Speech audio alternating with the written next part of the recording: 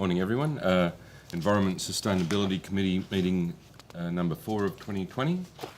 I'd like to open the meeting, and we have full attendance of the committee, so we have no apologies.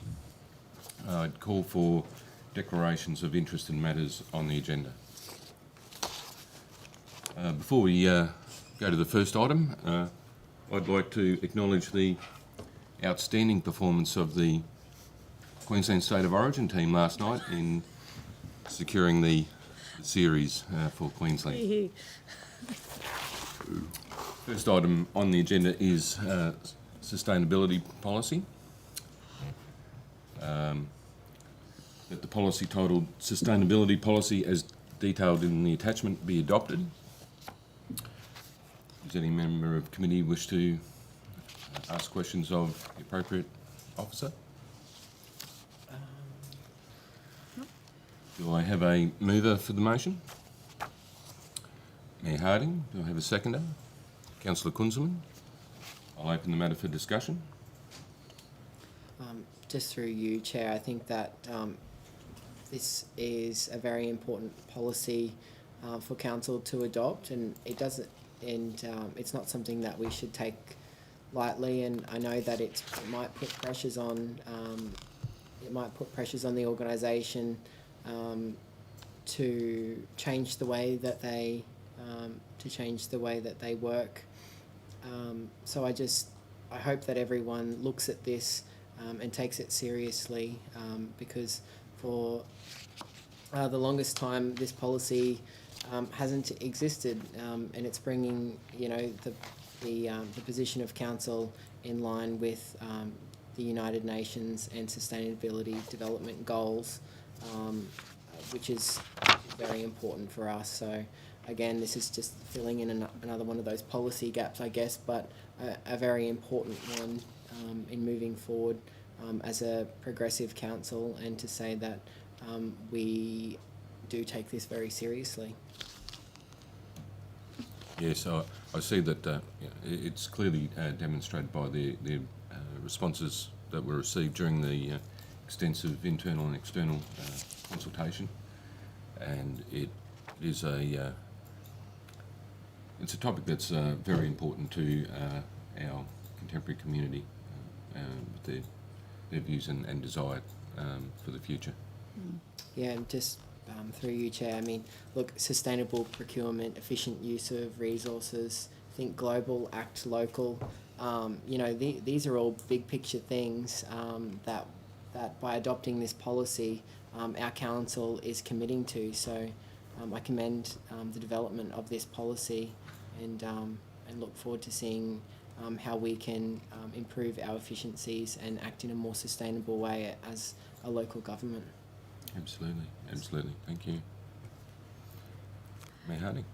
Chair, and I note also in the policy under scope that these policy principles are also aspirational for Ipswich's community, whereby through the commitment and actions of council they will be realised. And those 6 principles there, I think, are dovetailing neatly with the work that we're doing at the moment when it comes to a complex waste issue that we're dealing with at the moment, and what our waste declaration, what our positions are on that.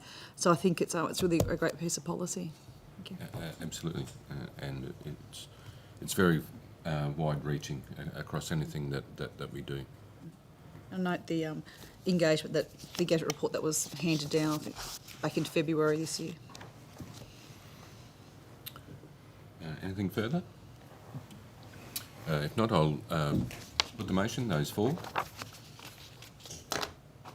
And it's carried unanimously. Item 2 is Waterway Recovery Capital Expenditure Sub-Program.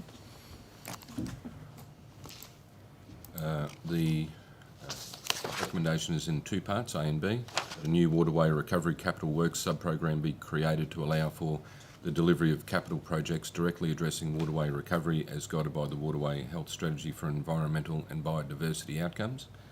And B, that the prioritised list of projects that are contained in Attachment 1 be considered when implementing the Waterway Recovery Sub-Program as part of the 2021-22 Capital Works portfolio.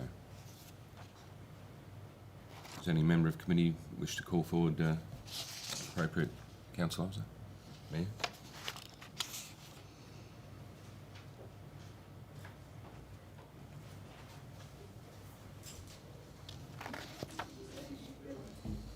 Kate Kavanagh, Manager Environment Sustainability. Good morning, everyone. Morning. I just clarified that you're not asking for the $190,000 right now. It's just a flagging to have it in the budget. That's correct, yes. Thank you. And I know I'm probably talking about a lower order item, but shopping trolleys in our waterways.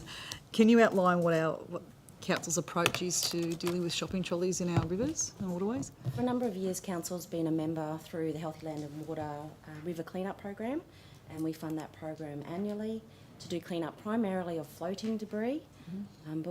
Trolleys, obviously within the city CBD reach, are always a matter from a visual amenity point of view as well as a health from the waterways point of view as well. So most years we will then fund an additional cleanup through Healthy Land and Water for the collection of those trolleys.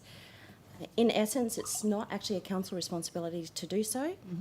It is a state responsibility, given that it is waterways are a state asset.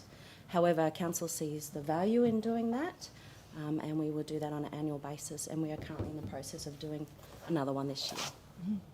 Do you know roughly how much that costs? The program overall, the cleanup program, is around $20,000 annually, Right. and we fund up to, I think it's around $8,000 annually for the trolley cleanup. Okay. Okay, so the trolleys are costing around $8,000 a year on average. Are there programs with the state government that we could get hold of so that if it's a state government responsibility, I guess I'm looking at rather than spending ratepayers' money, how would we do that? Not currently. There is an estate program for this. Previously, the state had funded the cleanup program through Healthy Land and Water, but my understanding is they're not currently funding that program. It is purely through local government. Okay. Thanks, Ms. Keller. Thank you, Chair. Any further questions? Thank you, Ms. Gavin. Thank you. Do I have a mover of the motion? Councillor Madsen. Seconder. Councillor Kunzelman. I'll open the matter for discussion. Just through you, Chair, there's obviously an extensive list here, and I just bring to everyone's attention the strategic criteria for marking these. So although there's lots of waterways within our LGA that need attention, it's positive for us to see that the ecosystem function environmental outcomes is the highest in terms of the marking criteria against these projects, but project feasibility being number 2 is also very important. Big pieces of work in cleaning up our waterways can often be out of reach. I mean, we have our waterways strategy that is a piece of work that will never cease to exist in our local government area. We spoke earlier this year in committee about the realisation that we'll probably never get to return to a Bremer River that is completely virgin and untouched. You know, there are certain realities that we have to acknowledge, and I think that it's very pragmatic of us, and it's very important for us as a committee and as a community to realise that the project feasibility is very important, because the reality of our outcomes, we kind of need to manage our expectations on that.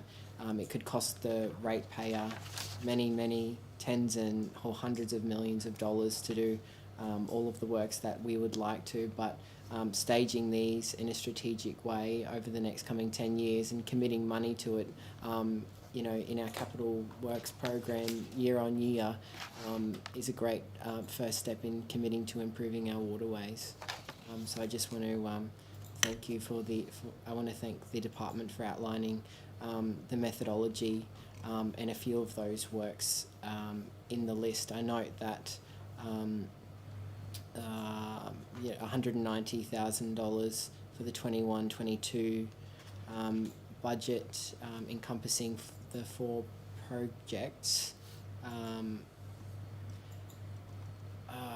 I might actually ask Ms Kavanagh a question if that's okay, Chair. Call forward down. Ms. Kavanagh.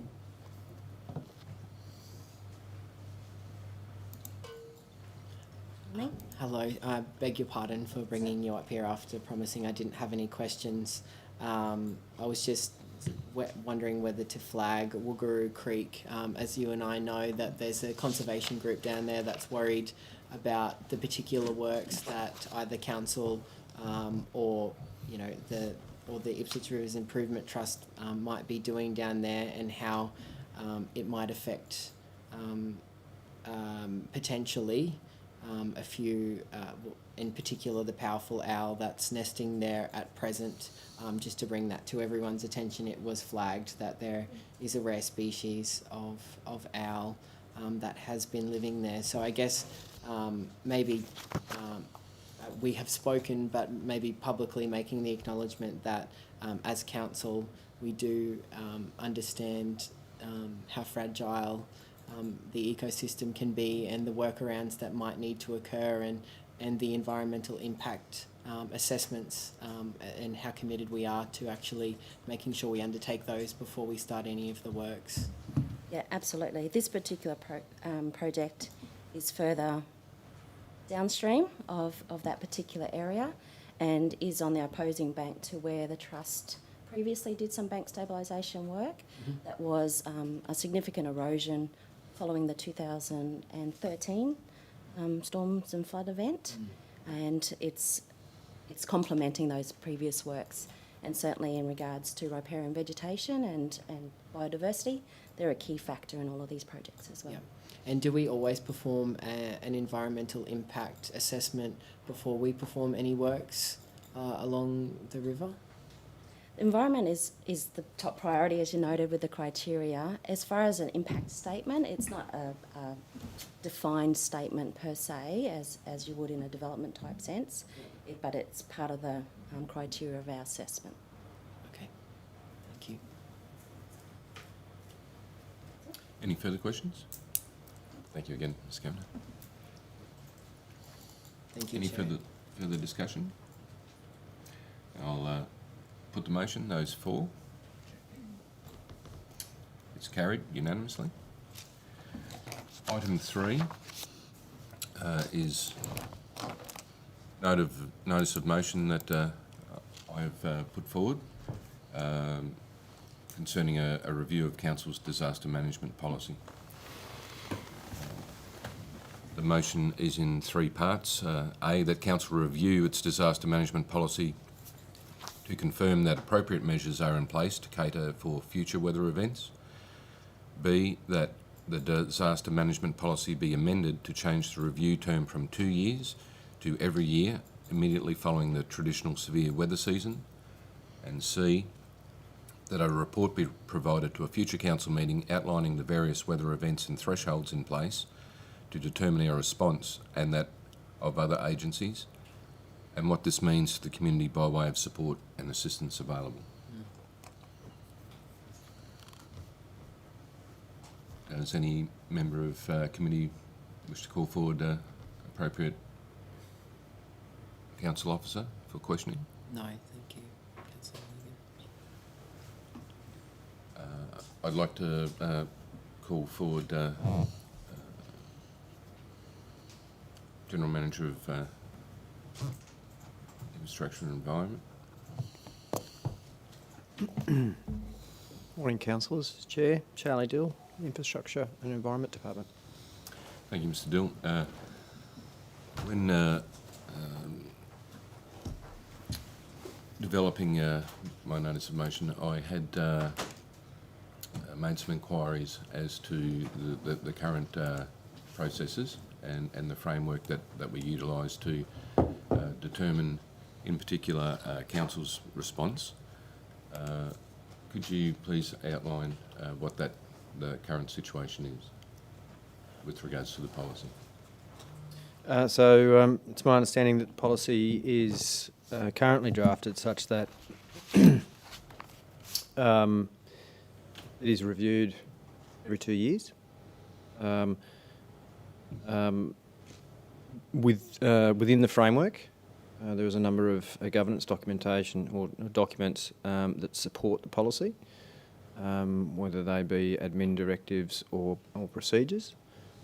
Those documents provide direction around how we operate in accordance with that policy.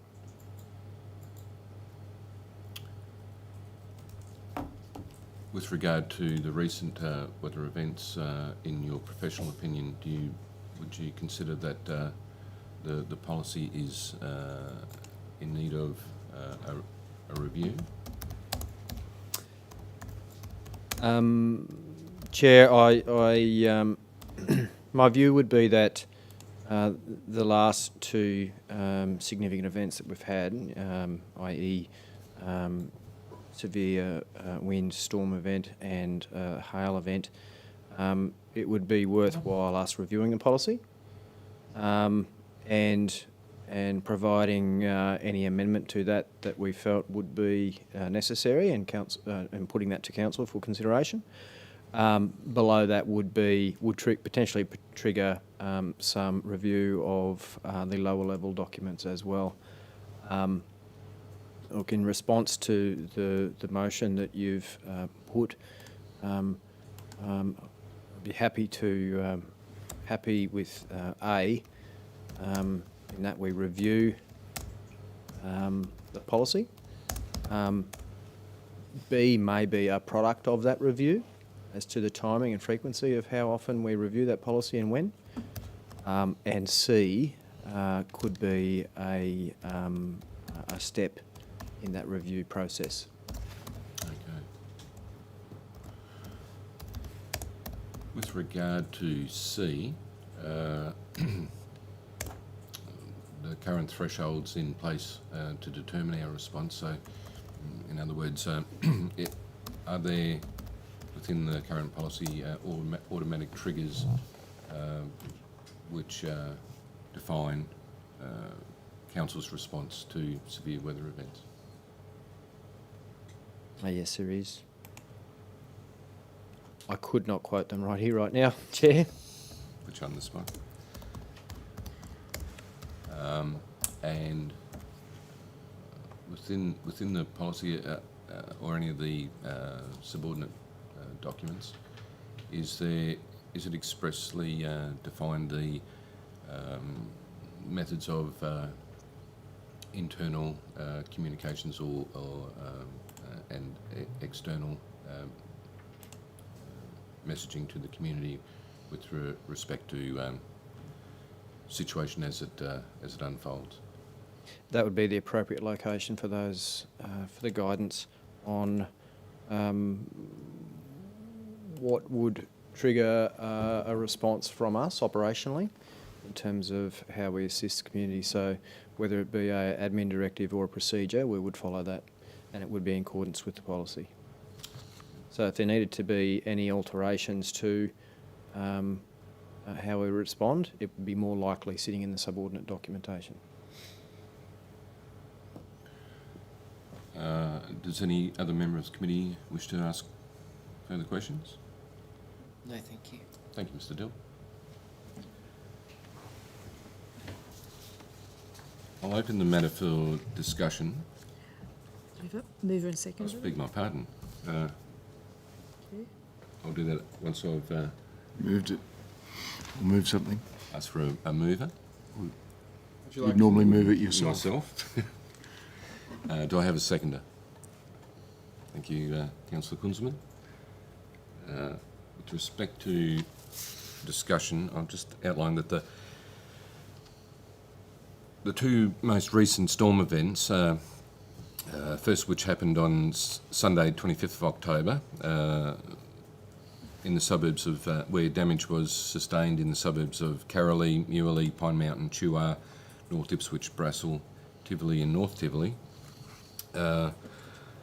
where a large amount of green waste was created due to severe winds, and it's estimated that hundreds of tonnes of debris has been picked up and processed by council employees.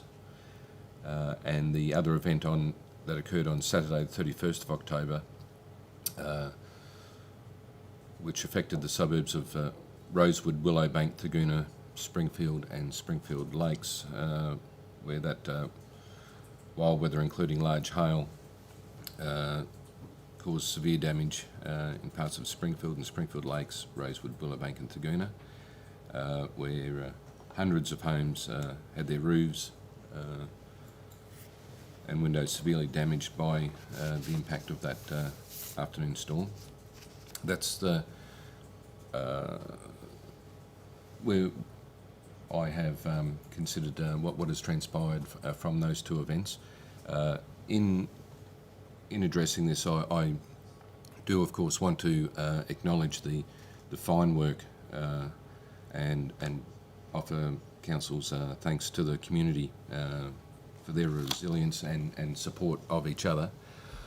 But organisations, including officers and managers and staff of Ipswich City Council, but also the YMCA and their volunteers through the Community Centre at Springfield, the Rosewood Community Centre and their volunteers, Department of Communities, Disability Services and Seniors, Springfield Lakes State School, Queensland Ambulance Service, Queensland Police Service, State Emergency Service from all over Queensland and interstate, Give It, West Moreton Health,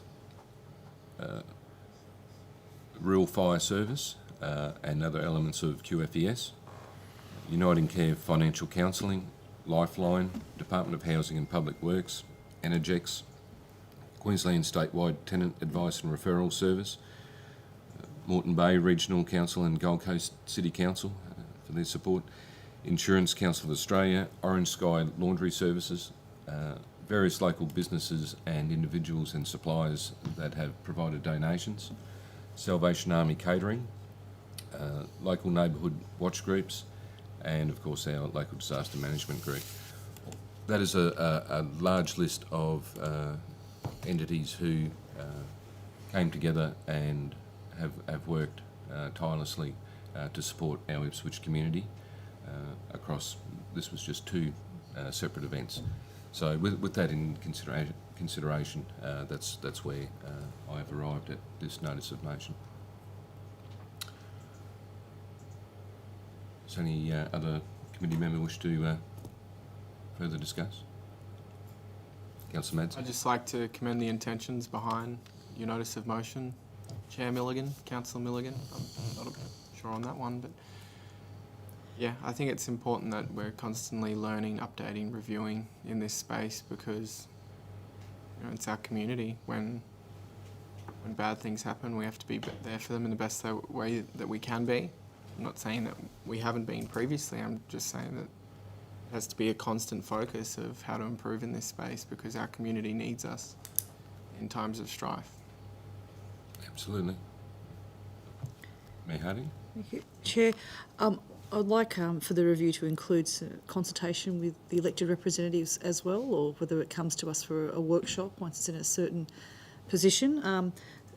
Certainly for Councillor Kunzman as the Chair and the Deputy Chair of the Local Disaster Management Group, it would be good to, I guess, put in better provisions when it comes to debriefing and also what's come up from that storm on the 28th or the 25th of October as well as the Halloween is, I guess, the communication support to the elected representatives, so we can communicate better with the community as well. It'd be good to have a process, I guess, better defined, and that would be good to see. And I think that's one thing I'd like to see.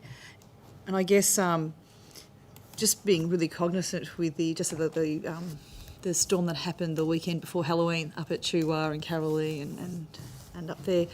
Obviously, council have removed all the trees and the debris from the roads, but when trees and so on fall in from their own property, on their own property is a homeowner's obligation, and we are finding, I guess, fewer people have chainsaws and utes to take. We did the free green waste for people, and obviously worked with people as well. And I just note that when in discussions we had with council officers, there was anecdotally, some stories saying that when we had that big storm in Raceview back in 2016, where there was the trampoline famously up in the electrical wires, that clean-up the council did cost $1.2 million.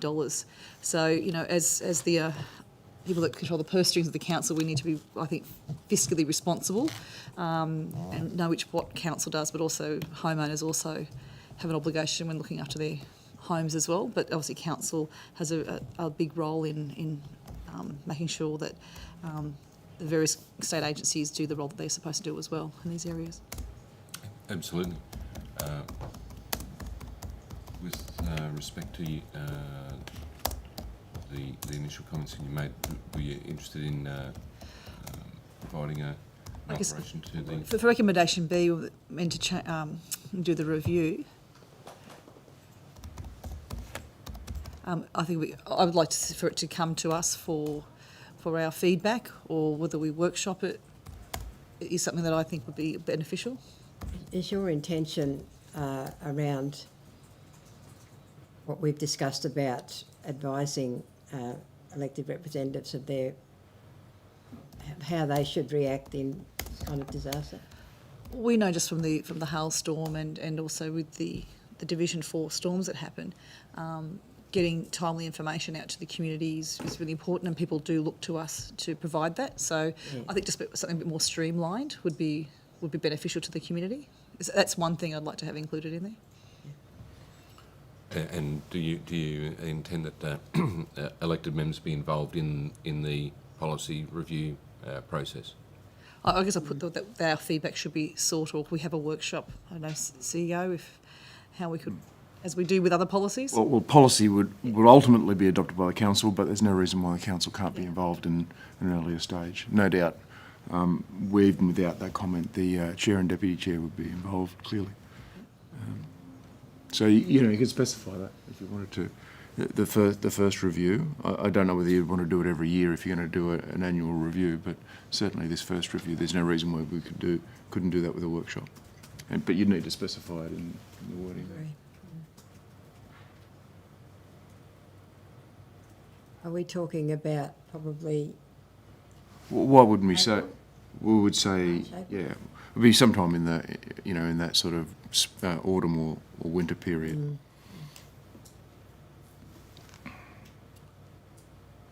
There is, of course, the opportunity to make it an immediate piece of work. So in the meantime, Chair, I've been working with the local disaster coordination centre in. We are going to have storms over this coming storm season to improve that communications, because people just want to have access to the information. Yes. So we'll, I guess, do something interim while we wait for the policy to be reviewed, if that's the time frame.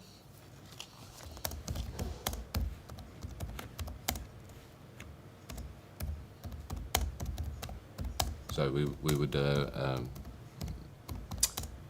have elected member involvement by way of workshop or briefing sessions prior to the... I guess, Chair, I see two things. One is an immediate need. Yes. So we're coming up to storm season. So, Yeah. and the second is the policy. It'd be nice to get the policy done first, but if it's not going to get done, I guess I'll ask the CEO until early next year, then I think we'll have to come up with an interim Well, we could do a piece of work, but guideline. it's just about getting time with the elected reps, given where we are in the year. This policy, can I point out through you that the policy was reviewed in July of this year? Yeah. And I guess I'll say through the chair that we've now been through a disaster and there's lessons learned, I guess. Yes. Indeed, yeah. Absolutely. That's the main point, I think. And one of the principal things is what's council. The learnings we've gained from these two recent events, Okay. that we need to acknowledge what they are and implement that so that we're performing at our best on behalf of the community. So, with So- that respect, I think I might call on the CEO to offer some assistance in inserting that into the variations of the motion. I think that just needs to go attached to A, Vicky. So at the end of 8. Yeah, I think so.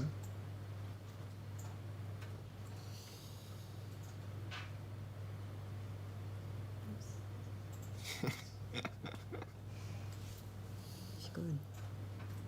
We might.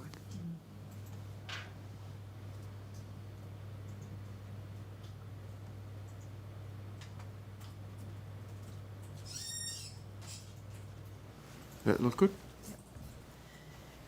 And Chair, if I may, maybe I'll make that commitment that the Deputy Chair of the Local Disaster Management Group and I will come to councillors with a suggestion, working with the LDCC on how we can improve comms. That's Yeah. okay with this committee? Sure. Good. Thank you. And I agree to the variation. I think I passed it with this. So the mover and seconder do agree to the variation.